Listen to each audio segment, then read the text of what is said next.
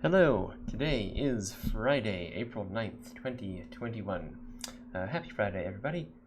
We are going to be doing some game development today in Unity. But first, Percentage Guy says, I'm right now making a 3D model of the Gravel Box Radio, so I hope that comes out as good as the, let's get rid of this. I hope that comes out as good as the, what was it, the actual pixel art?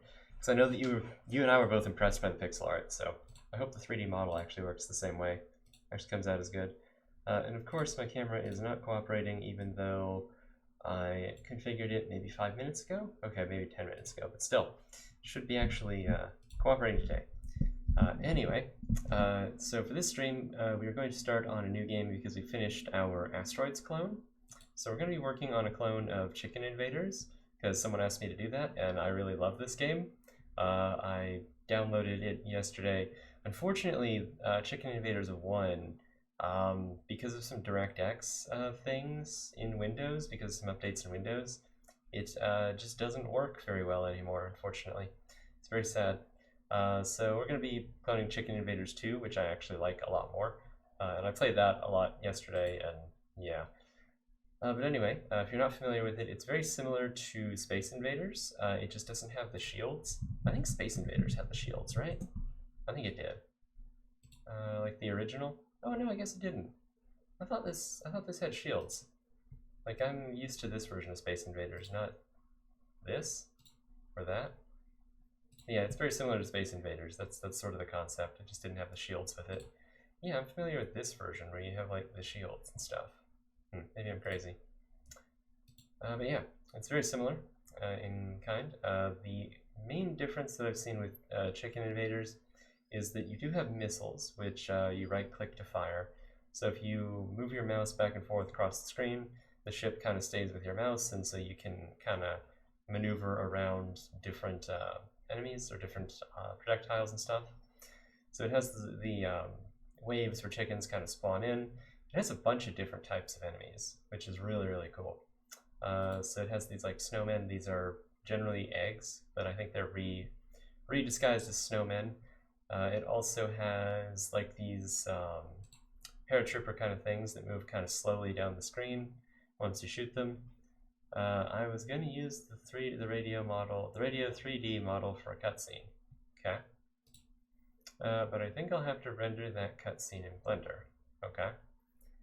So Chicken Invaders also has, oh, this is an interesting version with the red. I assume this is the Christmas version. But yeah, it has these boss battles as well. And then it has other screens where you shoot down like asteroids, where you have like asteroids that bounce around the screen. There's also like asteroid belts and things where asteroids come in from the side. So yeah, it's really cool. There's also like upgradable weapons and stuff. So we're going to try to do all of that, and obviously not today, but we're going to at least start on it. So let us get that going. Let me open Unity Hub here. So I think what we're going to do is we're going to acid droids. Yeah, you're right, acid droids, I forgot. What are right, there are no asteroids. Asteroids aren't a thing, there's only acid droids. Yeah, Percentage Guy's right, thank you for correcting me. I always forget. So what we're going to do is we're going to open Unity Hub, add new project, and then we're going to call this Chicken Invaders. Chicken Invaders is technically a 3D game, but we're going to do it in 2D because my 3D art is terrible. Well, I'll say my art is terrible, my 3D art is worse. So we're going to be doing it in 2D. I mean, it generally works as a 2D game, and we could replace it with 3D models later if we really want to. Yeah. So I think the first thing that we want to do, actually, I'm very curious. Oh, this must be like, no, I'm very curious what this is. Because like I'm used to seeing this UI where you have your score and then your lives and then your missiles. I'm curious what this is. One could say that it is the second player's score because it is a 2-player game. But there's no second player here, so I don't know how that works, but sure. This one has a 2. Oh, this one does have the second player stuff, okay. So maybe that other version that we saw was just the second player had quit or something. But yeah, I don't know what wave this is. This person's not doing so well with their 41 missile or their missiles gone. Anyway, so the first thing we need to do is figure out why this is not set up right. I thought that I reset this. Anyway, I'm going to go over here, I'm going to click this, change it to a one-column layout because I prefer that. So I prefer that to be below the inspector. In scenes here, I'm just going to rename this to main. So I think the plan is going to be that we're not going to have different scenes for different levels. We're just going to have one scene overall, and that scene can hold, well, maybe we'll have multiple scenes actually. One for like the main menu and then one for the actual game. I don't know if that amount of complexity is even worth it because the main menu in that game is it's not that complicated. Let me still try to fix the camera a little bit. Okay. The lighting should be relatively constant right now, so I don't know why it's being weird. But anyway, so let's create a couple things. The first one is we're going to create a folder for our images, and the second one is we're going to create a folder for our scripts. So I just want to get sort of the basic mechanics done today. So like, let's say the player, and the player kind of moves around following the mouse. It'll be locked to sort of all the bounds of the screen. And then we will have maybe the chickens themselves, and we'll have some kind of spawning for them, and we'll be shooting and all that stuff. So it's going to be pretty cool. Got a lot to do. So let us get started. So the first thing we're going to need is a player. And so what I'm going to do is I'm just going to create a 2D object. It's going to be a square. Sure, that'll work. Wait, what was that? Was that like an isometric diamond that I saw? What on earth? What does it do? Oh, that does that. Okay. I'm actually kind of curious. I haven't seen those before. Let's check out what else we got. Might have something interesting here.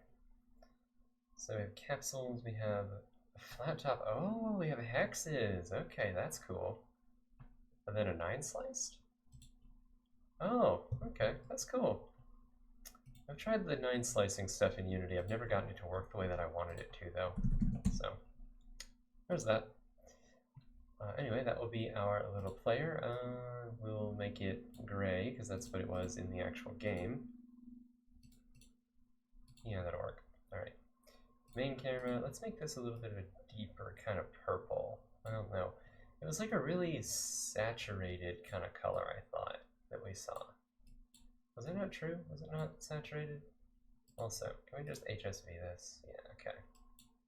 Like, super saturated.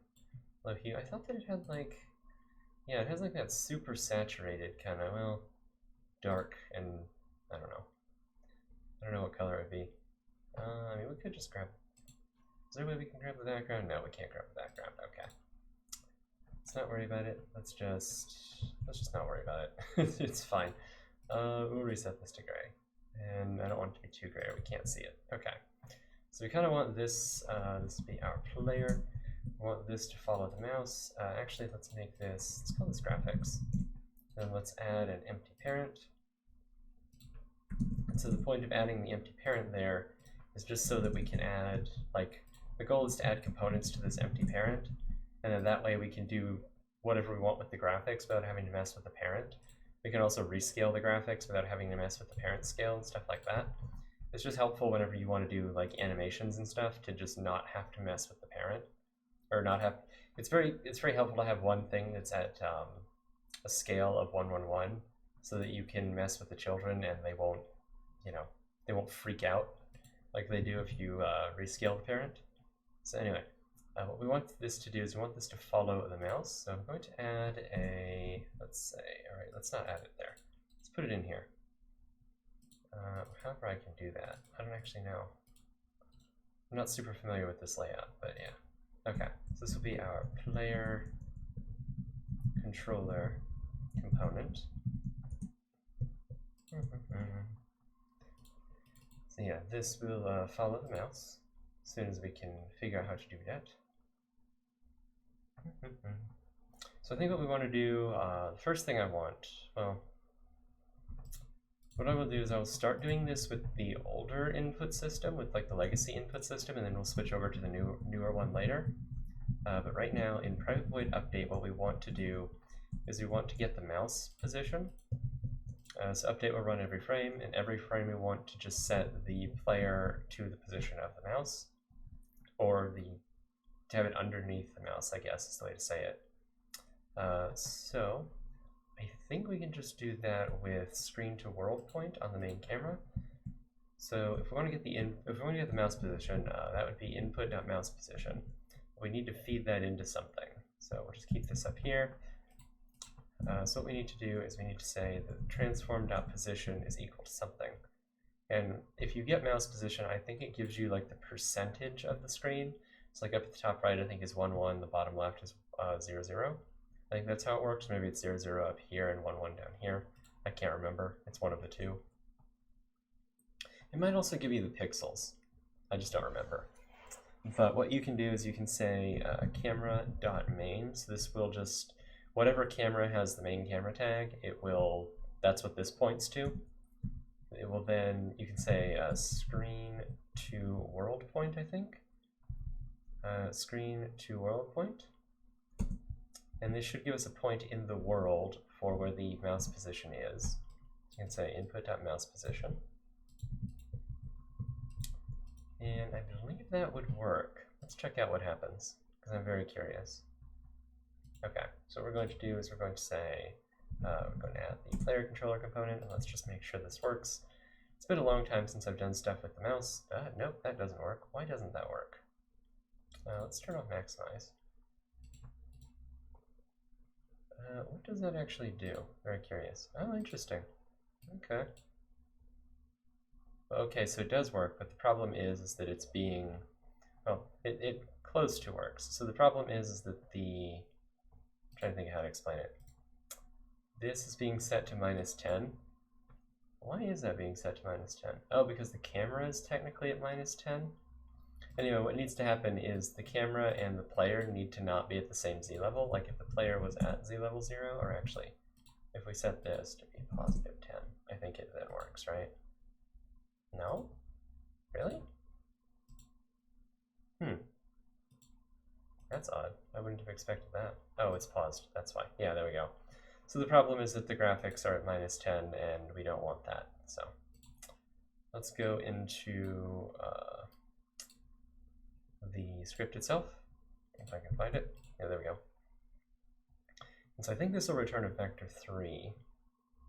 It does return a vector 3. So what we can do is we can say that the, it's not vector 3, it's vector 3 world point is equal to that. Then what we can do is we can say transform.position is equal to new vector 3, and so this will have us enter the x, y, and z. So we can just make sure, or we can just keep everything at 0, and that will make sure that the camera is always behind it. And so you can say world point.x and world point.y, because we're in a 2D game. If we were in a 3D game, it would be something else. We'd be doing something else. But anyway, yeah. So I like to write vector 3s like this because you have the x, y, and the z. There's 3 arguments to the function, so there's 3 lines. You can easily tell how many arguments there are, and then you can terminate it like that. Just the way that I write it whenever I have tons of arguments, because it just helps me sort it out rather than writing it out, you know. Because you just see sometimes where people just write out the entire line, and then you have to, like, you know, get a machete and go hunting for the right side of the screen. It's pretty annoying. But anyway, this should work now. Let's just double check. Yeah, there we go. So now we have our little thing we have our square following the mouse. So what I want is I want this to be a little bit smoother. I don't, well, do I? I don't think I do. I think this is actually fine. What we do want to do though is we want to get rid of the cursor. So the way that we can do that, first off, let's put that in a different thing. Let's put that in the game manager. It's only, what is it, 10 minutes, 15 minutes into the stream, and we're already creating the game manager, already doing what I don't want to do. So that's always fun. All right, so say game manager component. All right, and so of course we're going to have this be an instanced object, well, a singleton I think is the right word. Yeah, singleton. But we're not going to do that right now. So in private void awake, I think we can say, can we just say cursor, I forget how you do it. I think it's cursor dot visible equals false. I think that's all we have to do to set the cursor invisible in Unity. I always have to remember how to do that. It's been forever since I've actually changed the cursor in the game. I should do that more. Oh, really? That doesn't work, huh? Why does that not work? Is it not hidden? No. Determines with the hardware pointer. Okay, interesting. I thought for sure we could set that to be invisible. Is that not running, or am I just crazy? Or does it need to be in start?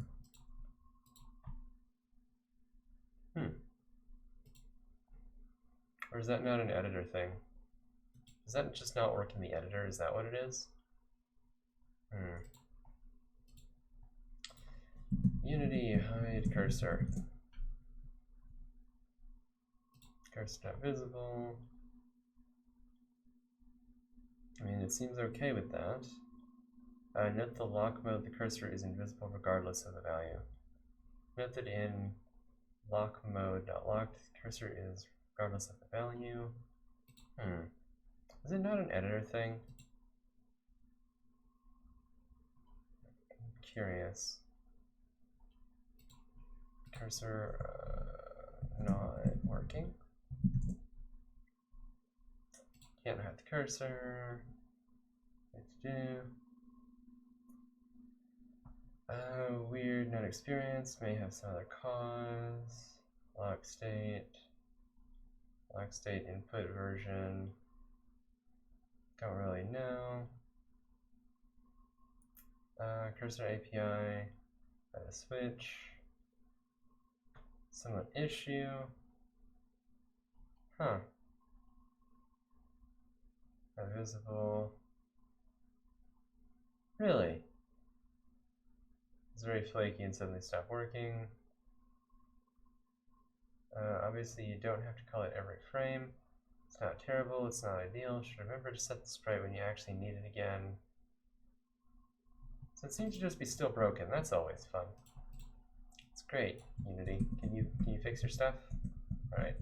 So apparently setting the cursor to null works. Is it vector2 dot... Actually, what did he set that to? .0, so really, he set it to that, okay. Say cursor mode dot auto. Okay.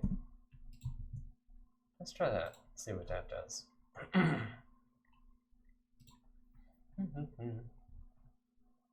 Nope, it still doesn't work. Okay. Let me just confirm that this is actually running. Dot break. Let's try that. Okay, so if the game pauses, then it should mean that that's running.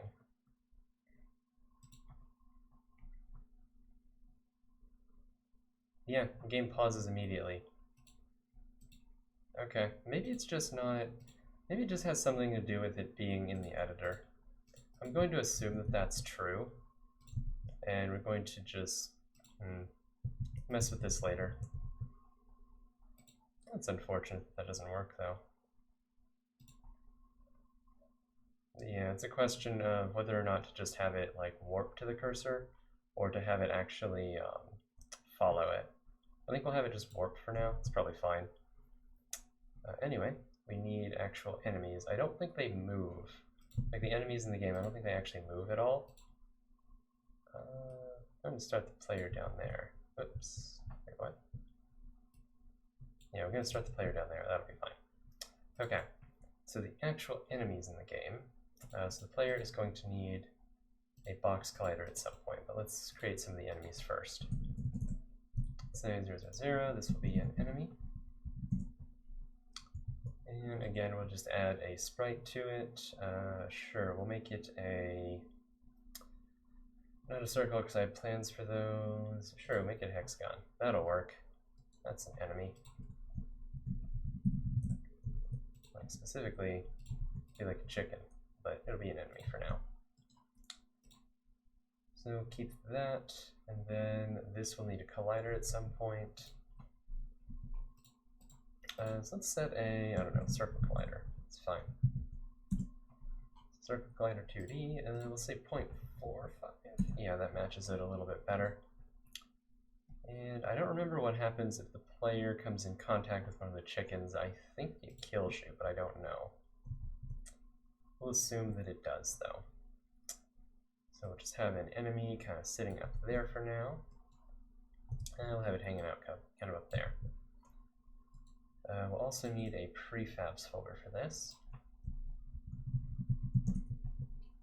So let us put you in there. All right. So now in the enemy, we will have some kind of enemy component, which we'll add into scripts here.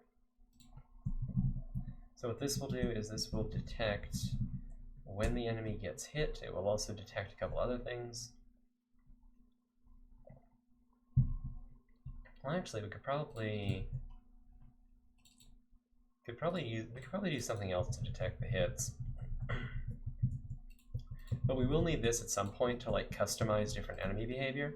So it's good that we have something like this. But yeah, let's actually create some kind of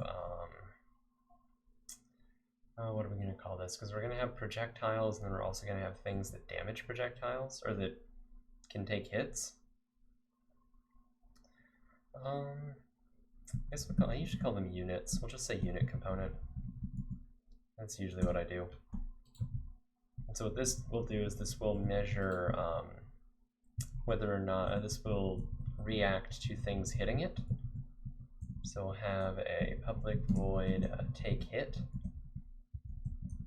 And this, right now we'll just keep this empty, although later I think we'll add some kind of damage thing. Actually, we can just add int damage for now. Because you can upgrade weapons, so different weapons do different amounts of damage. And then with that, we will also need a projectile component. And so projectiles can hit units. So it's important to have both at the same time. So what we will do with this is we will have, so the projectiles, I guess everything will be a trigger. And so the projectiles will have an on trigger enter. Yeah, so we'll just say private void on trigger enter. So we can use on trigger enter 2D. And what that will do is whenever, if we have a collider and that collider, let me go find it as soon as it runs. Oh my god. Alright, so if we have a collider and that collider is marked as a trigger, when another collider enters this, we will get a, this method will get called automatically.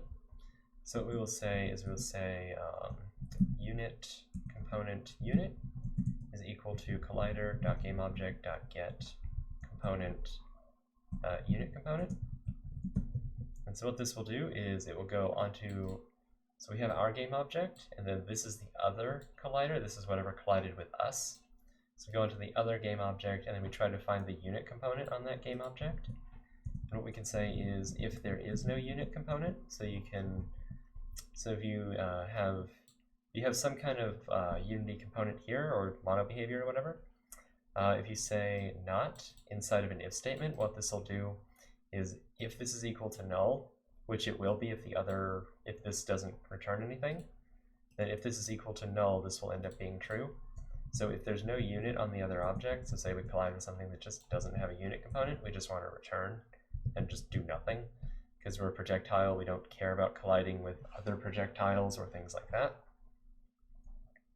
And so what we will do is we'll say otherwise, in this case, if we get here, then the unit does exist.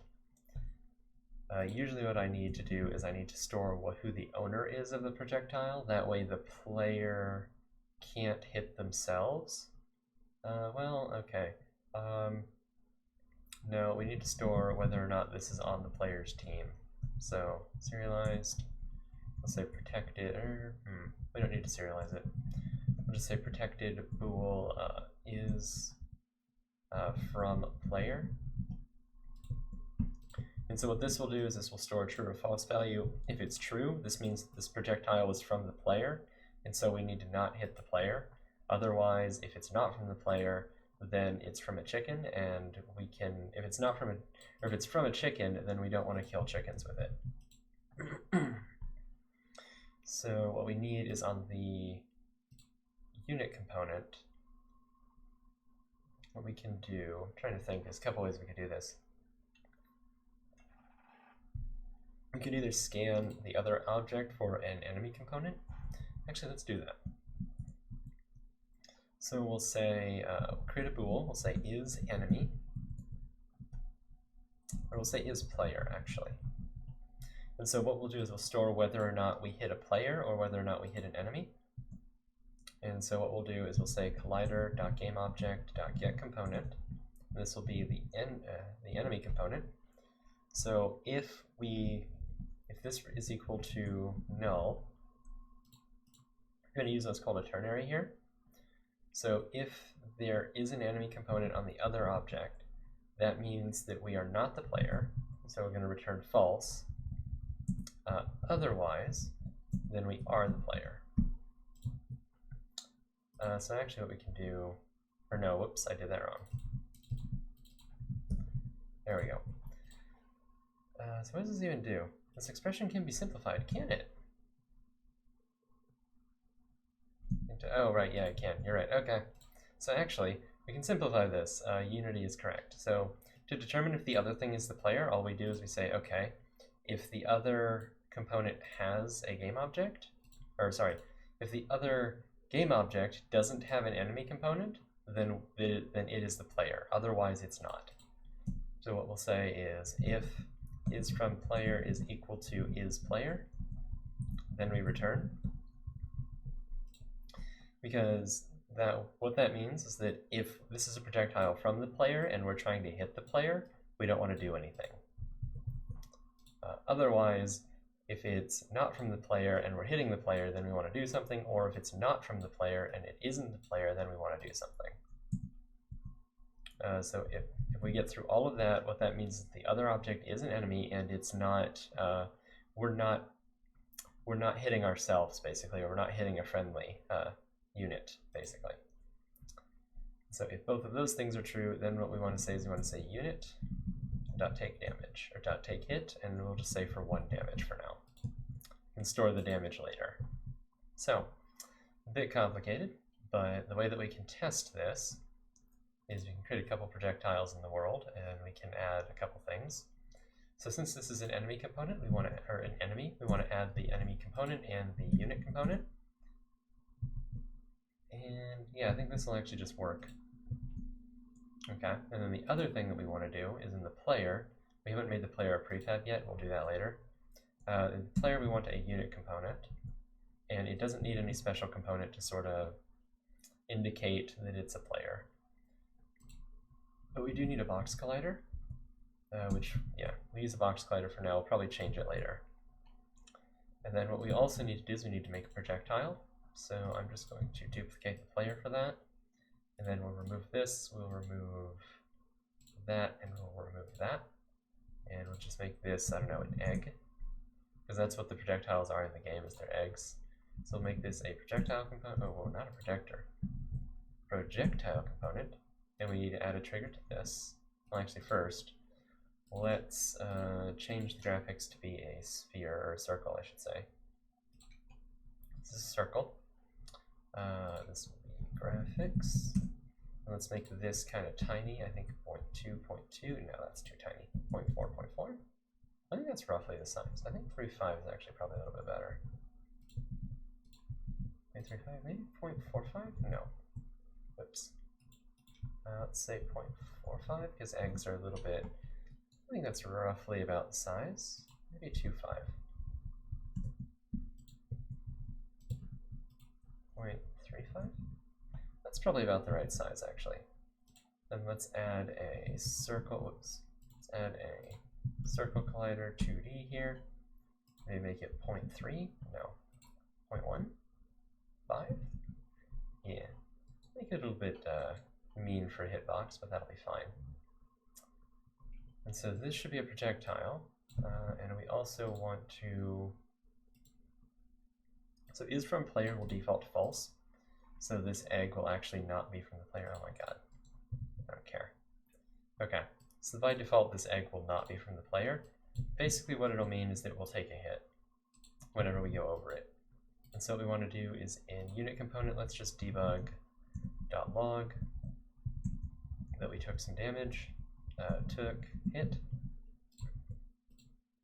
Alright, so let's do that.